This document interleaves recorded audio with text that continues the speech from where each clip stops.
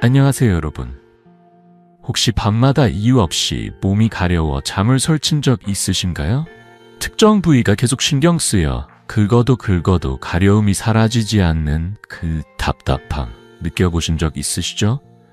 저는 50년 가까이 의사로 일하며 이런 작은 불편이 사실은 우리 몸이 보내는 중요한 신호일 수 있다는 걸 수없이 확인해 왔습니다. 제 이름은 이승우, 85세의 현역 의사입니다.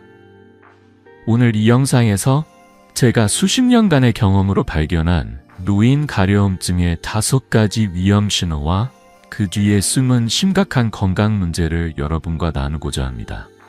이 영상을 끝까지 보신다면 여러분의 건강 그리고 사랑하는 가족의 건강을 지킬 귀한 지혜를 얻으실 거라 믿습니다. 자, 지금 구독 버튼을 살짝 눌러주시고 함께 이 소중한 여정을 시작해볼까요?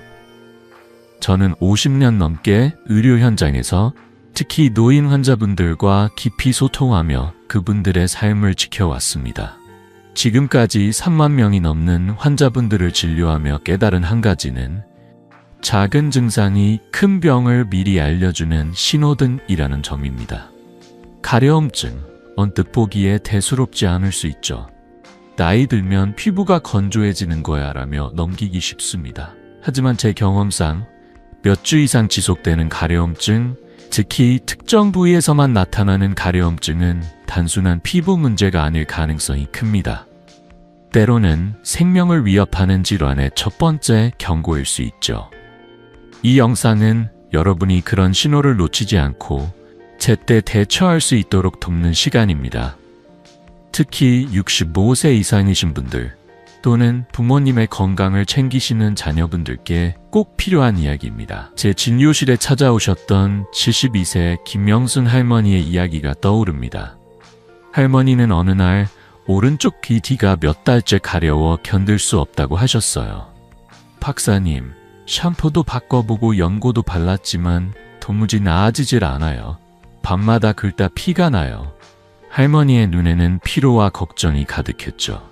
처음엔 저도 피부염이나 알레르기를 떠올렸지만 할머니가 잇몸 출혈과 어지럼증을 함께 겪고 계시다고 말씀하시는 순간 뭔가 더 심각한 문제가 있음을 직감했습니다.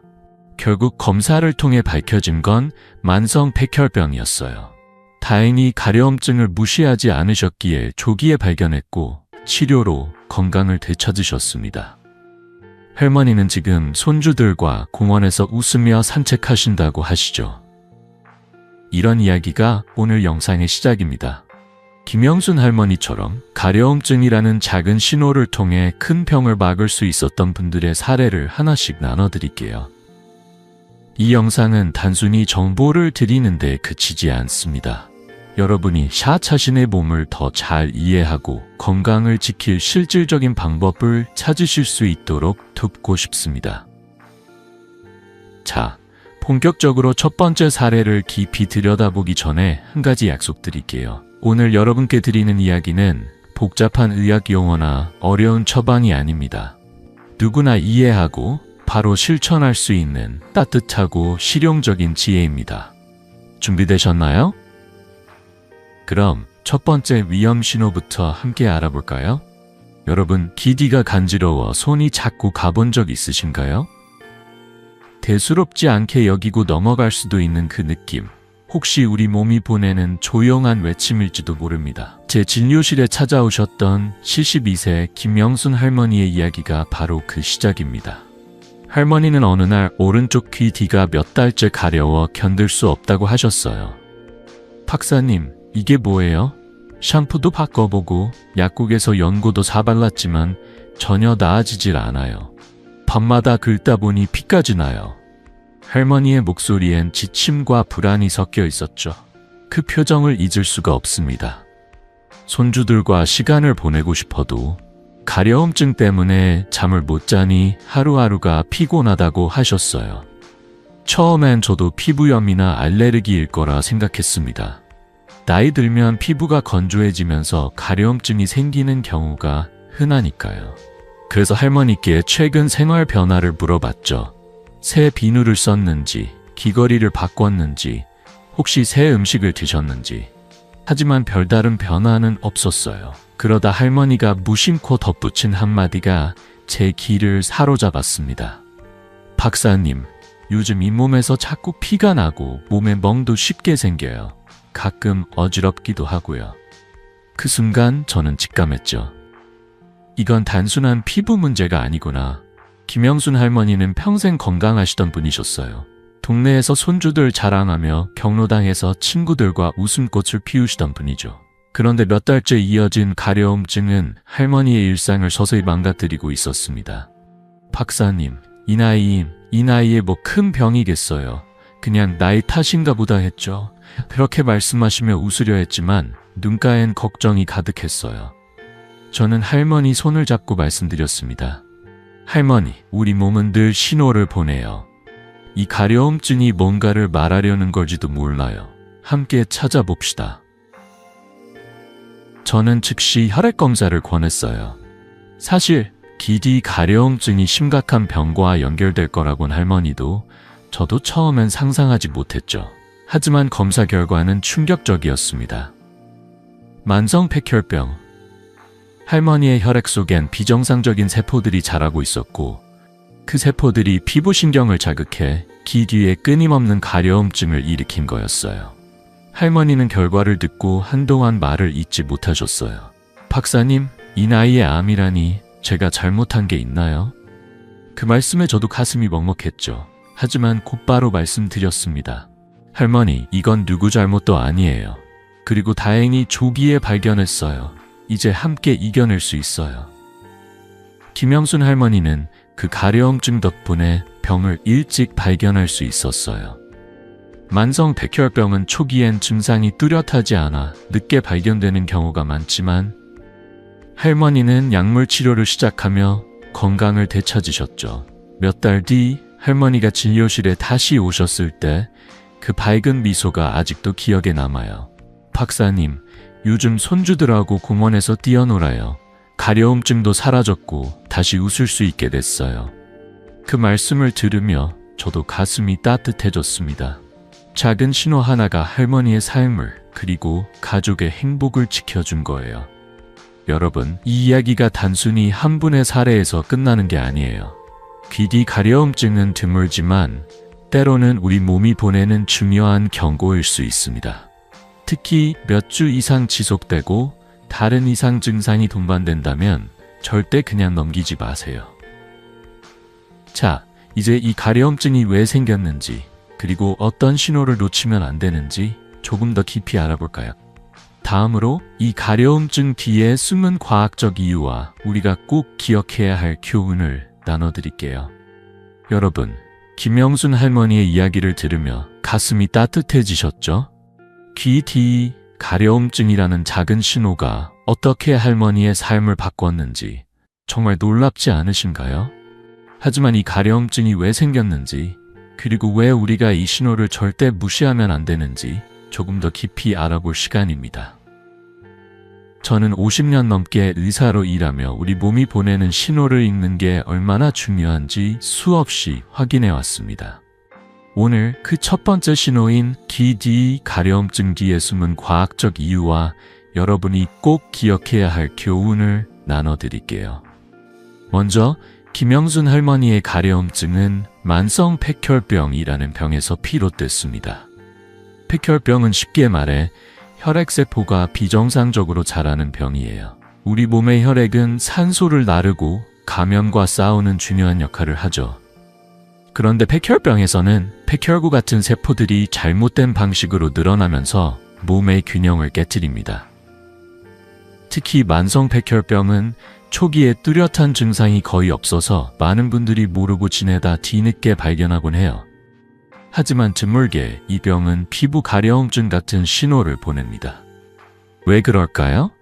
바로 비정상적인 세포들이 혈액을 타고 흐르며 피부의 신경을 자극하기 때문입니다. 귀 주변은 특히 혈관과 신경이 촘촘히 모여 있는 곳이에요. 이곳에서 비정상 세포가 신경을 건드리면 마치 누가 계속 간지럽히는 것처럼 가려움증이 생기는 거죠. 연구에 따르면 백혈병 환자의 약 50%가 피부 가려움증을 경험한다고 해요. 이 숫자는 작아 보일 수 있지만 김영순 할머니처럼 이 신호를 통해 병을 일찍 발견한 분들에겐 그야말로 생명을 구하는 단서였습니다. 저는 진료실에서 이런 사례를 볼 때마다 생각해요.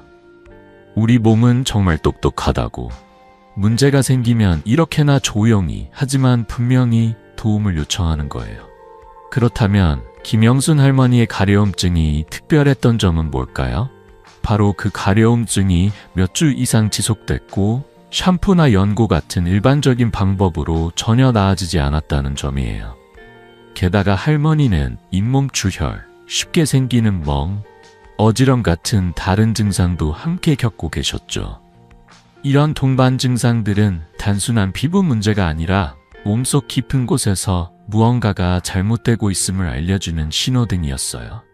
저는 50년간의 경험으로 확신합니다. 이런 신호들이 함께 나타난다면 절대 나이 탓이겠지라며 넘기지 말아야 해요. 할머니의 사례에서 우리가 배울 수 있는 교훈은 간단하지만 강력합니다. 작은 신호를 무시하지 마세요. 김영순 할머니는 가려움증을 참지 않고 병원을 찾으셨고 그 덕분에 만성 백혈병을 조기에 발견할 수 있었어요. 치료는 약물로 시작됐고 할머니는 몇 달 만에 건강을 되찾으셨죠. 지금은 손주들과 공원에서 산책하며 예전처럼 웃음꽃을 피우고 계십니다. 할머니가 제게 보여주신 그 사진, 손주들과 함께 햇살 아래서 웃고 있는 모습은 정말 잊을 수 없어요. 박사님, 이렇게 다시 행복할 수 있을 줄 몰랐어요. 그 말씀을 들으며 저도 눈시울이 뜨거워졌습니다. 여러분, 기디 가려움증이 모두 백혈병을 뜻하는 건 아니에요. 하지만 2주 이상 지속되고 특히 멍, 출혈, 어지럼 같은 증상이 함께 나타난다면 꼭 병원을 방문하세요. 혈액검사 하나로도 큰 병을 미리 잡을 수 있습니다. 이건 여러분의 건강을 지키는 아주 간단하지만 강력한 첫걸음이에요. 자, 김영순 할머니의 이야기가 기디 가려움증의 중요성을 알려줬다면 이제 또 다른 신호를 만나볼까요? 다음은 등 한가운데 가려움증이 보내는 놀라운 경고에 대한 이야기입니다. 어떤 환자분이 이 신호를 통해 생명을 구했는지 함께 들여다볼까요? 여러분, 등 한가운데가 간지러워 손이 닿지 않아 답답했던 적 있으신가요? 그 불편함이 단순한 피부 문제일 거라 생각하기 쉽죠. 하지만 오늘 들려드릴 이야기는 등 가려움증이 어떻게 한 사람의 생명을 구한 신호가 되었는지에 대한 겁니다. 제 진료실을 찾아오신 68세 박민수 할아버지의 사례를 통해 이 작은 신호가 얼마나 중요한지 함께 알아볼게요. 박민수 할아버지는 어느 날 저를 찾아오셔서 등 중앙 한 지점이 6개월째 가려워 견딜 수 없다고 하셨어요. 박사님, 손이 닿지도 않아서 며느리한테 부탁해서 긁어달라고 했어요. 근데 아무리 긁어도 가려움이 안 없어져요. 할아버지는 농담처럼 말씀하시며 웃으려 하셨지만 등빛엔 걱정이 가득했죠. 저는 할아버지의 표정을 보자마자 이게 단순한 피부 건조가 아닐지도 모른다는 생각이 들었어요. 할아버지는 평소 건강하시던 분이셨어요. 매일 아침 동네 공원을 산책하고 경로당에서 친구들과 바둑을 두며 활기찬 노년을 보내시던 분이죠. 그런데 이 가려움증 때문에 밤잠을 설치고 점점 기운이 빠지는 느낌이 든다고 하셨어요. 저는 할아버지께 최근 생활에서 달라진 점이 있는지 물어봤습니다. 혹시 새 비누나 로션을 썼는지, 옷 소재가 바뀌었는지, 아니면 스트레스가 많았는지. 하지만 할아버지는 고개를 저으시며 그런 건 없어요 라고 하셨어요. 그러다 무심코 덧붙인 한마디가 제 주의를 끌었죠. 근데 박사님, 요즘 입맛이 없고 배가 자주 더부룩해요. 소화가 잘 안 되는 것 같아요. 그 순간 저는 직감했어요. 이 가려움증은 단순히 피부 표면의 문제가 아니라 몸속 깊은 곳에서 보내는 신호일 가능성이 크다고요. 저는 할아버지께 좀 더 자세히 증상을 물었어요. 할아버지, 혹시 다른 불편한 점은 없으신가요? 예를 들어 체중이 줄었다거나 피곤함이 심해졌다거나요? 할아버지는 잠시 생각하시더니 그러고 보니 몇 달 사이에 살이 좀 빠진 것 같아요. 그냥 나이 들어서 그런가 했죠. 라고 하셨어요. 그 말씀을 듣는 순간 저는 이 가려움증이 단순히 피부 건조나 알레르기가 아니라 더 심각한 문제와 연결되어 있을지도 모른다고 느꼈습니다. 저는 할아버지께 초음파와 CT 검사를 받아보시자고 권했어요. 박사님, 이 나이에 무슨 큰 병이겠어요? 그냥 연고 하나 주시면 안 될까요? 할아버지는 그렇게 말씀하시며 망설이셨지만 저는 단호하게 말씀드렸죠. 할아버지, 우리 몸은 늘 솔직하게 신호를 보내요. 이 가려움증이 뭔가를 말하려는 걸지도 몰라요. 함께 확인해 봅시다. 검사 결과는 충격적이었습니다. 췌장 머리에 작은 종양이 발견된 거예요. 췌장은 우리 몸에서 소화를 돕고 혈당을 조절하는 중요한 장기인데 종양이 생기면 조기에 발견하기 어려운 경우가 많아요. 하지만 박민수 할아버지는 이 등 가려움증 덕분에 병을 일찍 찾아낼 수 있었죠. 다행히 종양은 초기 단계였고 수술로 완전히 제거할 수 있었습니다. 수술 후 할아버지가 다시 진료실에 오셨을 때 그 밝은 미소를 잊을 수가 없어요. 박사님, 그 가려움증이 제 목숨을 살렸어요. 지금은 입맛도 돌아오고 다시 바둑 두러 경로당에 나가요. 그 말씀을 들으며 저도 가슴이 벅차 올랐습니다. 박민수 할아버지의 이야기는 단순한 우연이 아니에요. 등 가려움증은 때로는 우리 몸이 보내는 중요한 경고일 수 있습니다. 특히 몇 달 동안 지속되고 식욕 저하나 소화불량 같은 증상이 함께 나타난다면 절대 가볍게 넘기지 마세요. 자, 이 가려움증이 왜 생겼는지, 그리고 췌장과 어떤 연관이 있는지 이제 과학적 이유를 좀 더 깊이 들여다볼까요? 다음으로 이 신호의 원인과 우리가 놓치지 말아야 할 교훈을 나눠드릴게요. 여러분, 박민수 할아버지의 이야기를 들으며 등 가려움증이 단순한 불편함이라 얼마나 중요한 신호일 수 있는지 느끼셨죠?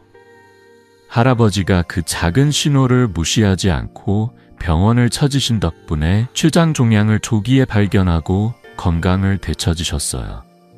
하지만 왜 등 한가운데 가려움증이 췌장 문제와 연결된 걸까요? 그리고 이 신호가 우리에게 어떤 교훈을 주는 걸까요? 오늘 저는 50년 넘게 의사로 일한 배운 경험과 과학적 사실을 바탕으로 이 가려움증의 원인을 쉽게 풀어드리고 여러분이 꼭 기억해야 할 점을 나눠볼게요. 먼저 박민수 할아버지의 가려움증은 췌장 머리에 생긴 종양 때문에 생겼습니다. 췌장은 우리 몸에서 소화를 돕고 혈당을 조절하는 아주 중요한 장기예요. 췌장은 간에서 만들어진 담즙이 장으로 흐르도록 돕는 통로 역할도 하죠. 그런데 췌장에 종양이 생기면 이 통로가 막히면서 담즙이 제대로 흐르지 못해요. 그러면 담즙 속 성분들이 혈액으로 스며들게 되고 이 성분들이 피부신경을 자극해서 가려움증을 일으키는 거예요. 특히 등 중앙 부위는 신경이 민감하게 분포한 곳이라 이런 자극이 가려움증으로 잘 나타난답니다. 하버드 의대 연구에 따르면 췌장암 환자의 약 20%가 초기 증상으로 피부 가려움증을 느낀다고 해요.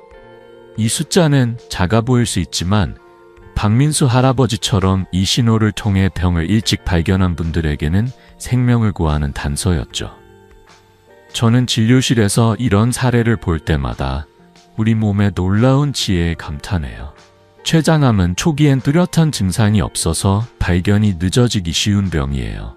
하지만 몸은 이렇게 조용히, 그러나 분명히 신호를 보내는 거죠. 박민수 할아버지의 경우 등 가려움증은 단순히 피부가 건조해서 생긴 게 아니었어요. 몇 달 동안 지속됐고 연고나 보습제로도 나아지지 않았죠. 게다가 식욕 저하, 복부 더부룩함, 체중 감소 같은 동반 증상이 함께 나타났어요. 이런 증상들은 몸속 깊은 곳에서 무언가가 잘못되고 있음을 알려주는 경고등이었어요. 그렇다면 이 가려움증이 왜 특별했을까요? 중요한 건 지속성과 동반 증상이에요. 할아버지의 가려움증은 몇 주를 넘어 몇 달 동안 이어졌고 일반적인 피부 관리로는 해결되지 않았어요. 여기에 소화불량과 체중 감소 같은 증상이 더해지면서 단순한 피부 문제가 아니라 더 심각한 원인이 있음을 암시했죠. 저는 50년간 수많은 환자를 진료하며 한 가지를 확실히 배웠어요. 우리 몸은 늘 솔직하게 말해요. 문제는 우리가 그 신호를 무시하거나 나이 탓이라며 가볍게 넘길 때 생기는 거죠. 박민수 할아버지의 사례에서 우리가 배워야 할 교훈은 분명합니다. 몸이 보내는 신호를 진지하게 받아들이세요. 할아버지는 그 가려움증을 참지 않고 병원을 찾으셨고 초음파와 CT 검사로 췌장 종양을 조기에 발견할 수 있었어요. 다행히 종양은 초기 단계였고 수술로 완전히 제거했죠. 수술 후 할아버지는 건강을 되찾으셨고 지금은 매일 아침 경로당에 나가 친구들과 바둑을 두며 웃음을 나누고 계세요. 할아버지가 제게 보여주신 사진, 경로당에서 친구들과 환하게 웃는 모습이 아직도 생생해요. 박사님, 그 가려움증 덕분에 다시 살았어요. 그 말씀을 들으며 저도 가슴이 뭉클했어요. 여러분, 등 가려움증이 모두 췌장암을 뜻하는 건 아니에요. 하지만 몇 주 이상 지속되고 특히 식욕 저하, 소화불량, 체중 감소 같은 증상이 함께 나타난다면 절대 방치하지 마세요. 간단한 초음파 검사 하나로 큰 병을 미리 잡을 수 있습니다. 이건 여러분의 건강을 지키는 소중한 첫걸음이에요. 자, 박민수 할아버지의 이야기가 등 가려움증의 중요성을 알려줬다면 이제 또 다른 신호를 만나볼까요? 다음은 항문 가려움증이 보내는 놀라운 경고에 대한 이야기입니다. 어떤 환자분이 이 신호를 통해 어떤 변화를 맞았는지 함께 들여다볼까요? 여러분, 항문이 간지러워 말하기 꺼려졌던 경험이 있으신가요? 민망해서 그냥 참거나 약국 연고로 해결하려 했던 적 한 번쯤 있으시죠? 하지만 오늘 나눌 이야기는 항문 가려움증이 단순한 불편함이 아니라 생명을 구할 수 있는 중요한 신호였다는 겁니다. 제 진료실을 방문하신 75세 이명자 할머니의 사례를 통해 이 신호가 얼마나 소중한지 함께 들여다볼게요. 이명자 할머니는 처음 진료실 문을 열고 들어오실 때 얼굴이 살짝 붉어져 계셨어요. 한참 망설이시다 조심스럽게 말씀을 꺼내셨죠. 박사님, 좀 민망한데? 항문이 6개월째 가려워요. 특히 밤에 심해서 잠을 못 자요. 할머니의 목소리엔 부끄러움과 피로가 섞여 있었어요. 저는 할머니의 손을 잡고 따뜻하게 말씀드렸죠. 할머니, 몸이 보내는 신호를 솔직히 말씀해 주셔서 정말 잘하셨어요. 함께 원인을 찾아봅시다. 할머니는 고개를 끄덕이시며 조금 안심한 표정을 지으셨어요. 할머니는 약국에서 연고를 사서 발라보셨지만 가려움증이 전혀 나아지지 않았다고 하셨어요. 박사님, 처음엔 그냥 나이 들면서 생기는 거련이었어요. 근데 너무 오래 가니까 불안해지더라고요. 할머니는 매일 교회에서 봉사하며 이웃들과 따뜻한 시간을 보내시던 분이셨어요. 손주들과 찐빵을 만들어 먹는 게 낙이던 분이 이 가려움증 때문에 밤마다 잠을 설쳐 점점 기운이 빠지고 있다고 하셨죠. 저는 할머니의 이야기를 들으며 이게 단순한 피부 문제가 아닐 수 있다는 생각이 들었어요. 그래서 좀 더 자세히 증상을 물어봤습니다. 할머니, 가려움증 외에 다른 불편한 점은 없으신가요? 예를 들어 배변이 달라졌다거나 변해서 이상한 점을 느끼셨나요? 할머니는 잠시 생각하시더니 그러고 보니 요즘 배변이 불규칙해요. 변이 묽을 때도 있고 가끔 피가 섞여 나오는 것 같아요 라고 하셨어요. 그 순간 저는 직감했죠. 이 가려움증은 몸속 깊은 곳에서 보내는 경고일 가능성이 크다고요. 저는 할머니께 대장 내시경 검사를 받아보시자고 권했어요. 박사님, 이 나이에 그런 검사가 필요할까요? 그냥 연고로 낫지 않을까요? 할머니는 망설이셨지만 저는 단호하게 말씀드렸죠. 할머니, 우리 몸은 늘 솔직하게 신호를 보내요. 이 가려움증이 뭔가를 말하려는 걸지도 몰라요. 꼭 확인해 봅시다. 검사 결과는 예상치 못한 충격이었어요. 직장에 5cm 크기의 종양이 발견된 거예요. 직장은 대장의 끝부분에 있는 장기로 종양이 생기면 초기엔 뚜렷한 증상이 없어서 발견이 늦어질 수 있어요. 하지만 이명자 할머니는 이 항문 가려움증 덕분에 병을 조기에 찾아낼 수 있었죠. 다행히 종양은 초기 단계였고 수술로 완전히 제거할 수 있었습니다. 수술 후 할머니가 다시 진료실에 오셨을 때 그 환한 미소가 아직도 눈에 선해요. 박사님, 그 민망한 가려움증이 제 목숨을 살렸어요. 이제 교회에서 봉사도 다시 시작했어요. 할머니의 말씀에 저도 가슴이 따뜻해졌죠. 이명자 할머니의 이야기는 단순한 우연이 아니에요. 항문 가려움증은 때로는 우리 몸이 보내는 중요한 경고일 수 있습니다. 특히 몇 달 동안 지속되고 배변 변화나 혈변 같은 증상이 함께 나타난다면 부끄러워하지 말고 꼭 병원을 방문하세요. 자, 이 가려움증이 왜 생겼는지, 그리고 직장암과 어떤 연관이 있는지 이제 과학적 이유를 좀 더 깊이 들여다볼까요? 다음으로 이 신호의 원인과 우리가 놓치지 말아야 할 교훈을 나눠드릴게요.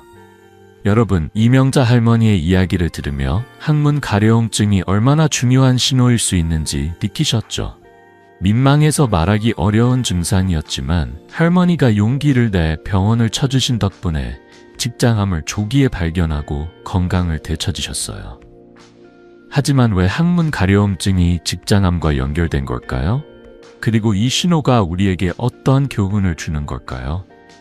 오늘 저는 50년 넘게 의사로 일하며 쌓은 경험과 과학적 사실을 바탕으로 이 가려움증의 원인을 쉽게 풀어드리고 여러분이 꼭 기억해야 할 점을 나눠볼게요.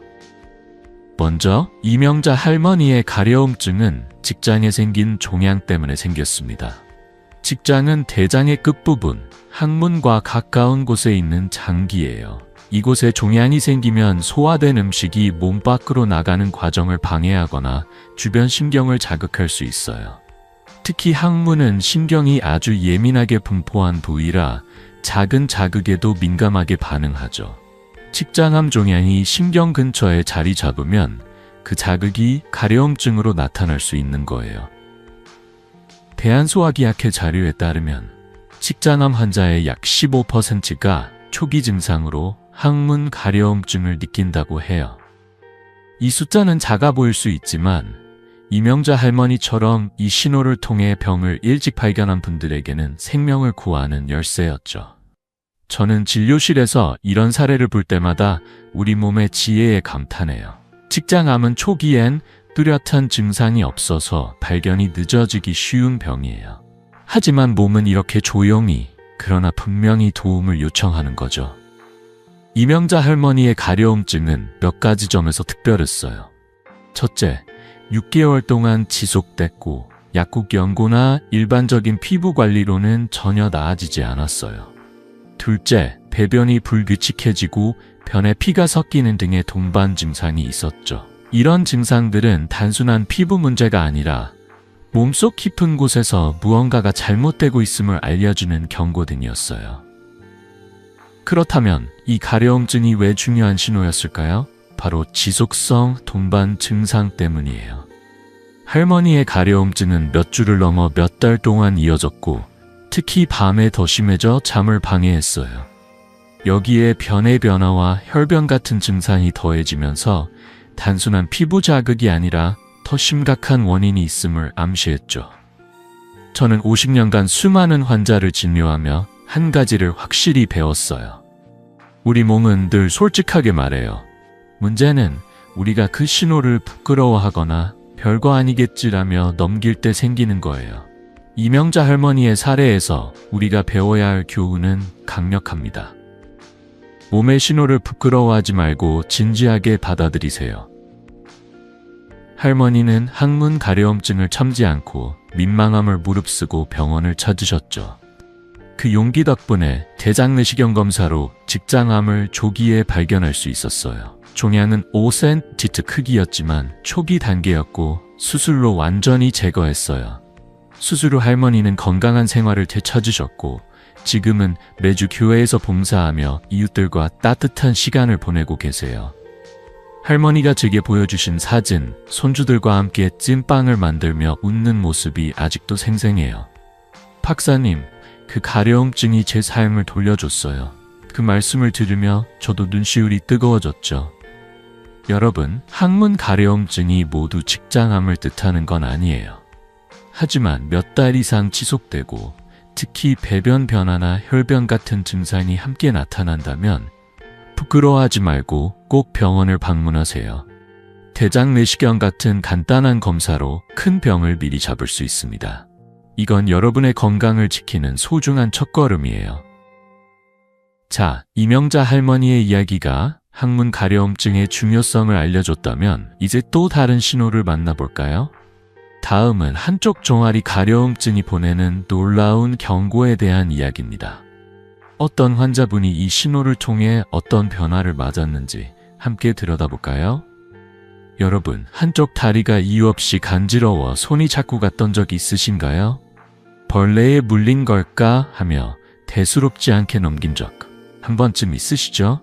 하지만 오늘 나눌 이야기는 한쪽 종아리 가려움증이 단순한 피부 자극이 아니라 생명을 구할 수 있는 중요한 신호였다는 겁니다. 제 진료실을 찾아오신 70세 최영철 할아버지의 사례를 통해 이 신호의 의미를 함께 들여다볼게요. 최영철 할아버지는 어느 날 저를 찾아오셔서 왼쪽 종아리 한 지점이 3개월째 가려워 견딜 수 없다고 하셨어요. 박사님, 다른 데는 괜찮은데 왼쪽 종아리 이 부분만 자꾸 긁게 돼요. 처음엔 벌레에 물린 줄 알았어요. 할아버지는 농담처럼 말씀하시며 껄껄 웃으셨지만 표정엔 피로와 불안이 살짝 묻어났죠. 할아버지는 평소 낚시를 즐기시며 활기찬 노년을 보내시던 분이셨어요. 동네 친구들과 강가에 앉아 낚싯대를 들이우며 세상 이야기를 나누는 게 낙이던 분이 이 가려움증 때문에 점점 기운이 떨어진다고 하셨어요. 박사님, 밤에 잠을 자다 깨서 긁는 바람에 잠도 제대로 못 자요. 그 말씀을 들으며 저는 이게 단순한 피부 문제가 아닐지도 모른다는 생각이 들었어요. 저는 할아버지께 최근 생활에서 달라진 점이 있는지 물어봤습니다. 혹시 새 신발이나 양말을 썼는지, 피부가 건조해질 만한 변화가 있었는지. 하지만 할아버지는 고개를 저으시며 그런 건 없어요 라고 하셨어요. 그러다 무심코 덧붙인 한마디가 제 주의를 끌었죠. 근데 박사님, 요즘 좀 피곤하고 밤에 땀이 많이 나요. 옷이 다 젖을 정도예요. 그 순간 저는 직감했어요. 이 가려움증은 피부 표면의 문제가 아니라 몸속 깊은 곳에서 보내는 신호일 가능성이 크다고요. 저는 할아버지께 좀 더 자세히 증상을 물었어요. 할아버지, 혹시 다른 불편한 점은 없으신가요? 예를 들어 체중이 줄었다거나 열이 나는 느낌이 들었다거나요? 할아버지는 잠시 생각하시더니 그러고 보니 몇 달 사이에 살이 좀 빠진 것 같아요. 그냥 나이 들어서 그런가 했죠 라고 하셨어요. 그 말씀을 듣는 순간 저는 이 가려움증이 더 심각한 원인과 연결되어 있을지도 모른다고 느꼈습니다. 저는 할아버지께 혈액검사와 조직검사를 받아보시자고 권했어요. 박사님, 이 나이에 무슨 큰 병이겠어요? 그냥 연고 하나 주시면 안 될까요? 할아버지는 망설이셨지만 저는 따뜻하게 말씀드렸죠. 할아버지, 우리 몸은 늘 솔직하게 신호를 보내요. 이 가려움증이 뭔가를 말하려는 걸지도 몰라요. 함께 확인해 봅시다. 검사 결과는 충격적이었습니다. 림프종이 확인된 거예요.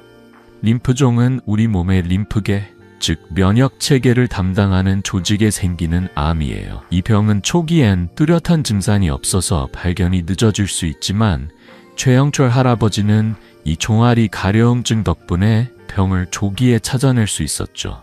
다행히 림프종은 초기 단계였고 6차례 항암 치료로 완치되셨어요.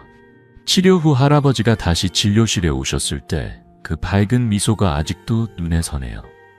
박사님, 그 가려움증이 제 목숨을 살렸어요. 요즘 다시 낚시터에 나가요. 물고기들이 날 기다리더라고요. 그 말씀에 저도 웃음이 터졌죠. 최영철 할아버지의 이야기는 단순한 우연이 아니에요. 한쪽 종아리 가려움증은 때로는 우리 몸이 보내는 중요한 경고일 수 있습니다. 특히 몇 달 동안 지속되고 피로, 야간 발한, 체중 감소 같은 증상 함께 나타난다면 절대 가볍게 넘기지 마세요.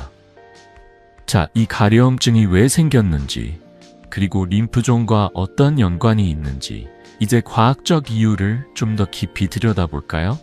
다음으로 이 신호의 원인과 우리가 놓치지 말아야 할 교훈을 나눠드릴게요.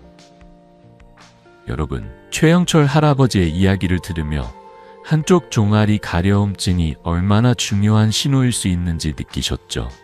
할아버지가 그 작은 불편함을 무시하지 않고 병원을 찾으신 덕분에 림프종을 조기에 발견하고 건강을 되찾으셨어요. 하지만 왜 한쪽 종아리 가려움증이 림프종과 연결된 걸까요? 그리고 이 신호가 우리에게 어떤 교훈을 주는 걸까요?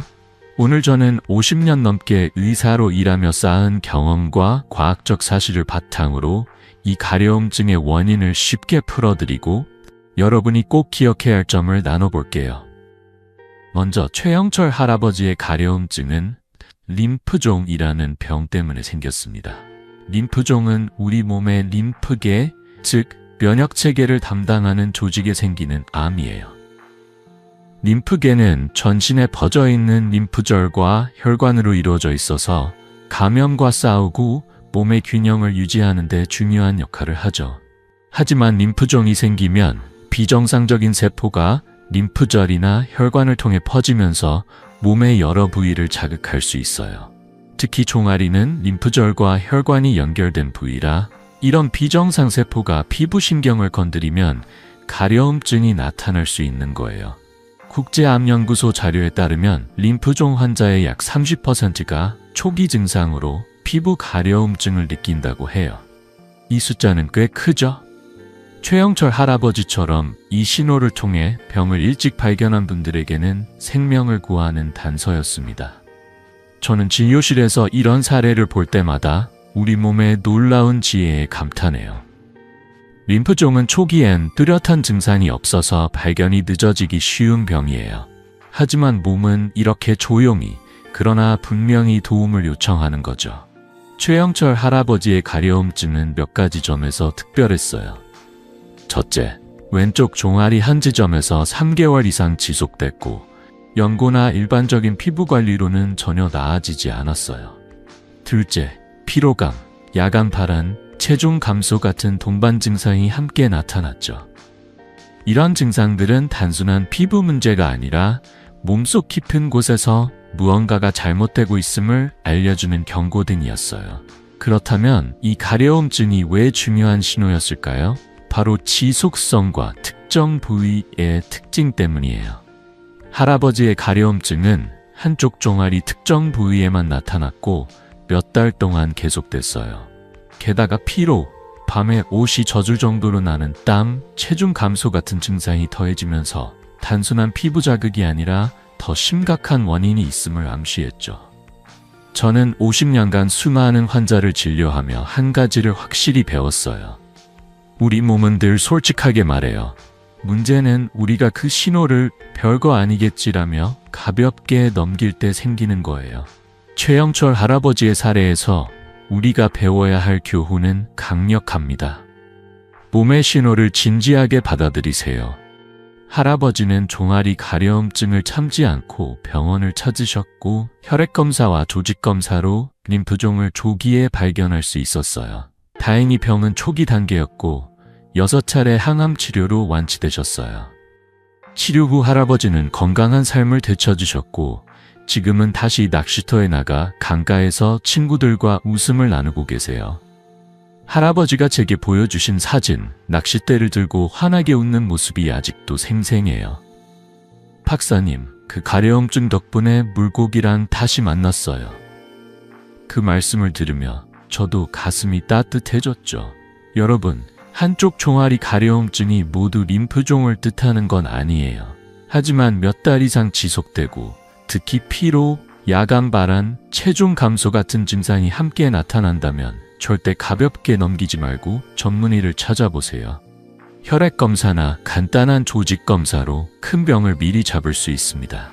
이건 여러분의 건강을 지키는 소중한 첫걸음이에요.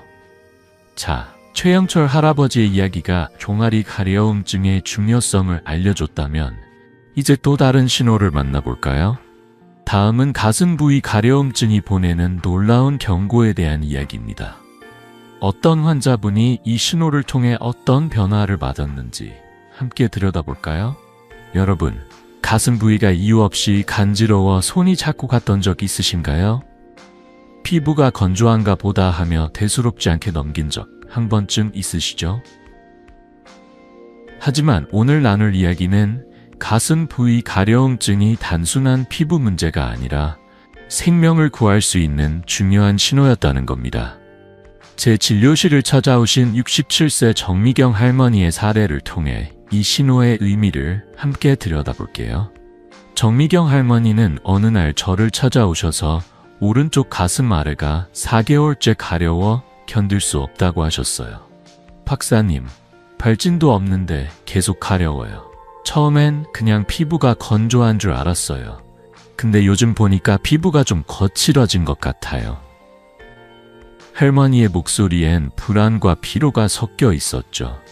저는 할머니의 표정을 보자마자 이게 단순한 피부 건조가 아닐지도 모른다는 생각이 들었어요. 할머니는 평소 가족들과 여행을 다니며 삶의 기쁨을 누리시던 분이셨어요. 손주들과 함께 시장에 가서 장을 보고 집에서 김치를 담그는 게 낙이던 분이 이 가려움증 때문에 점점 불안해지고 있다고 하셨죠. 박사님, 밤에 자꾸 긁다 보니 잠도 제대로 못 자요. 뭔가 잘못된 걸까 걱정돼요. 저는 할머니께 최근 생활에서 달라진 점이 있는지 물어봤습니다. 혹시 새 비누나 로션을 썼는지, 옷 소재가 바뀌었는지, 아니면 스트레스가 많았는지. 하지만 할머니는 고개를 저으시며 그런 건 없어요 라고 하셨어요. 그러다 무심코 덧붙인 한마디가 제 주의를 끌었죠. 근데 박사님, 가슴 피부가 요즘 좀 이상해요. 오렌지 껍질처럼 거칠어진 것 같아요. 그 순간 저는 직감했어요. 이 가려움증은 피부 표면의 문제가 아니라 몸속 깊은 곳에서 보내는 신호일 가능성이 크다고요. 저는 할머니께 좀 더 자세히 증상을 물었어요. 할머니, 가려움증 외에 다른 불편한 점은 없으신가요? 예를 들어 가슴에 열감이 있다거나 피부 색깔이 변한 것 같나요? 할머니는 잠시 생각하시더니 그러고 보니 가슴이 좀 따끔거리고 피부가 약간 붉어진 것 같아요. 그냥 나이 탓인 줄 알았죠 라고 하셨어요. 그 말씀을 듣는 순간 저는 이 가려움증이 더 심각한 원인과 연결되어 있을지도 모른다고 느꼈습니다. 저는 할머니께 유방촬영술과 조직검사를 받아보시자고 권했어요. 박사님, 이 나이에 그런 검사가 필요할까요? 그냥 포습제 바르면 낫지 않을까요? 할머니는 망설이셨지만 저는 따뜻하게 말씀드렸죠. 할머니, 우리 몸은 늘 솔직하게 신호를 보내요. 이 가려움증이 뭔가를 말하려는 걸지도 몰라요. 함께 확인해 봅시다. 검사 결과는 충격적이었습니다. 염증성 유방암이 발견된 거예요. 염증성 유방암은 일반적인 유방암과 달리 뚜렷한 혹 없이 피부 증상으로 시작되는 드문 암이에요. 이 병은 빠르게 진행될 수 있어서 조기 발견이 특히 중요하죠. 하지만 정미경 할머니는 이 가슴 가려움증과 피부 변화 덕분에 병을 조기에 찾아낼 수 있었어요. 다행히 암은 초기 단계였고 치료를 시작하며 완치되셨어요. 치료 후 할머니가 다시 진료실에 오셨을 때 그 환한 미소가 아직도 눈에 선해요. 박사님, 그 가려움증이 제 삶을 살렸어요. 요즘 손주들과 시장에 가서 장 보는 재미가 쏠쏠해요. 그 말씀에 저도 가슴이 따뜻해졌죠. 정미경 할머니의 이야기는 단순한 우연이 아니에요. 가슴 부위 가려움증은 때로는 우리 몸이 보내는 중요한 경고일 수 있습니다. 특히 몇 달 동안 지속되고 피부가 오렌지 껍질처럼 변하거나 붉어지는 증상이 함께 나타난다면 절대 가볍게 넘기지 마세요. 자, 이 가려움증이 왜 생겼는지, 그리고 염증성 유방암과 어떤 연관이 있는지 이제 과학적 이유를 좀 더 깊이 들여다볼까요? 다음으로 이 신호의 원인과 우리가 놓치지 말아야 할 교훈을 나눠드릴게요. 여러분, 정미경 할머니의 이야기를 들으며 가슴 부위 가려움증이 얼마나 중요한 신호일 수 있는지 느끼셨죠? 할머니가 그 작은 불편함을 무시하지 않고 병원을 찾으신 덕분에 염증성 유방암을 조기에 발견하고 건강한 삶을 되찾으셨어요. 하지만 왜 가슴 부위 가려움증이 이런 드문 암과 연결된 걸까요? 그리고 이 신호가 우리에게 어떤 교훈을 주는 걸까요? 오늘 저는 50년 넘게 의사로 일하며 쌓은 경험과 과학적 사실을 바탕으로 이 가려움증의 원인을 쉽게 풀어드리고 여러분이 꼭 기억해야 할 점을 나눠볼게요. 먼저 정미경 할머니의 가려움증은 염증성 유방암이라는 병 때문에 생겼습니다. 염증성 유방암은 일반적인 유방암과는 다르게 뚜렷한 혹 없이 유방 피부와 림프관을 침범하는 드문 암이에요. 이 암은 유방 조직 안에서 암세포가 림프관을 막거나 피부로 퍼지면서 염증 반응을 일으키죠.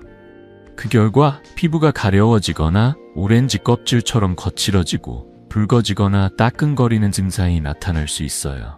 미국 암학회에 따르면 염증성 유방암은 전체 유방암의 1.5%에 불과하지만 빠르게 진행되는 특징 때문에 조기 발견이 생존율을 좌우한다고 해요.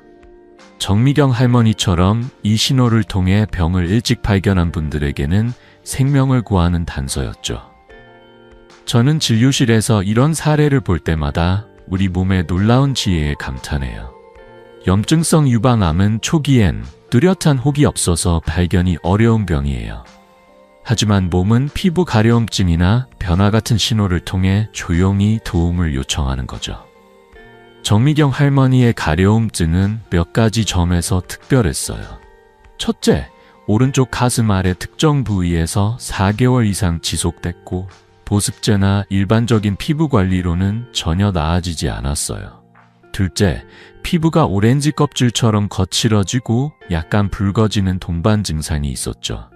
이런 증상들은 단순한 피부 문제가 아니라 몸속 깊은 곳에서 무언가가 잘못되고 있음을 알려주는 경고등이었어요. 그렇다면 이 가려움증이 왜 중요한 신호였을까요? 바로 지속성과 피부 변화의 특징 때문이에요. 할머니의 가려움증은 몇 달 동안 계속됐고 발진 없이 특정 부위에만 나타났어요. 게다가 피부가 거칠어지고 붉어지는 변화가 더해지면서 단순한 피부 자극이 아니라 더 심각한 원인이 있음을 암시했죠. 저는 50년간 수많은 환자를 진료하며 한 가지를 확실히 배웠어요. 우리 몸은 늘 솔직하게 말해요. 문제는 우리가 그 신호를 나이 탓이라며 가볍게 넘기거나 바쁜 일상에 묻힐 때 생기는 거예요. 정미경 할머니의 사례에서 우리가 배워야 할 교훈은 강력합니다. 몸의 신호를 미루지 말고 진지하게 받아들이세요.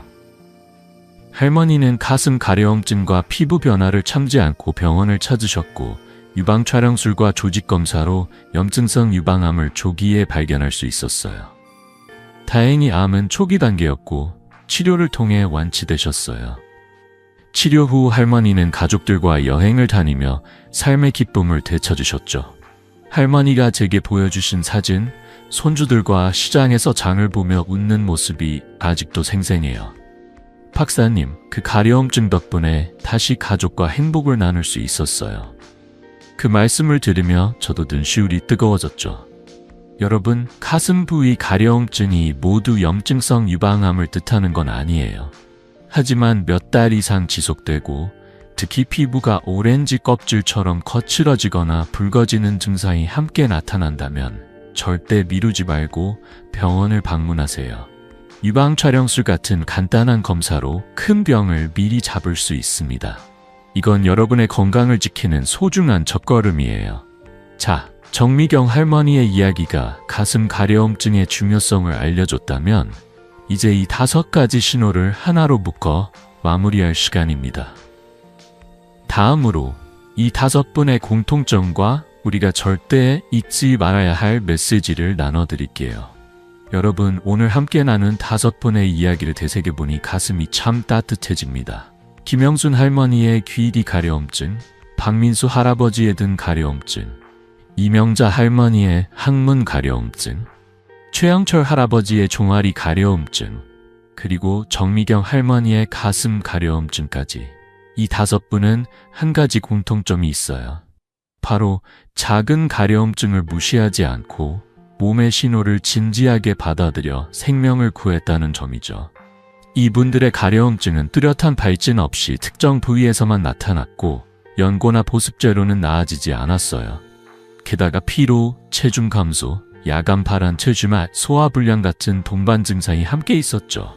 이 신호들을 놓치지 않은 덕분에 폐혈병, 췌장암, 직장암, 림프종, 염증성 유방암 같은 큰 병을 조기에 발견할 수 있었어요. 하지만 여러분, 모든 가려움증이 암을 뜻하는 건 아니에요. 저는 50년 넘게 의사로 일하며 우리 몸이 보내는 신호는 늘 이유가 있다는 걸 배웠어요. 2주 이상 지속되는 가려움증, 특히 특정 부위에만 나타나고 다른 증상이 동반된다면 그건 몸이 나를 좀 살펴줘라고 말하는 거예요. 부끄럽거나 귀찮더라도 병원 문을 두드려 보세요. 간단한 혈액 검사, 초음파, 내시경, 유방 촬영술 같은 검사로 큰 병을 미리 잡을 수 있습니다. 이건 여러분의 건강, 그리고 사랑하는 부모님과 가족의 행복을 지키는 첫걸음이에요. 오늘 이 이야기를 들으신 여러분, 한 가지 부탁드릴게요. 이 영상을 부모님, 조부모님, 혹은 건강을 챙기고 싶은 소중한 분들과 공유해 주세요. 민감한 부위의 가려움증에 대해 말하는 게 쑥스러울 수 있지만 조기 진단이 생명을 구할 수 있어요. 저는 진료실에서 수많은 환자분들이 그때 병원을 갔더라면 하며 후회하는 모습을 봐왔어요. 여러분은 그 후회를 만들지 않을 수 있는 힘을 가지고 계십니다. 작은 용기가 큰 변화를 만들어요. 이 영상이 여러분께 도움이 되셨다면 구독 버튼과 좋아요 버튼을 살짝 눌러주세요. 여러분의 응원이 저에게는 큰 힘이 됩니다. 다음 영상에서는 노년기 피로를 줄이고 활력을 되찾는 간단한 비법을 나눠드릴게요. 여러분의 건강한 노후, 그리고 사랑하는 가족과의 행복한 시간을 늘 응원합니다. 지금까지 이승호 박사였습니다. 따뜻한 하루 보내세요.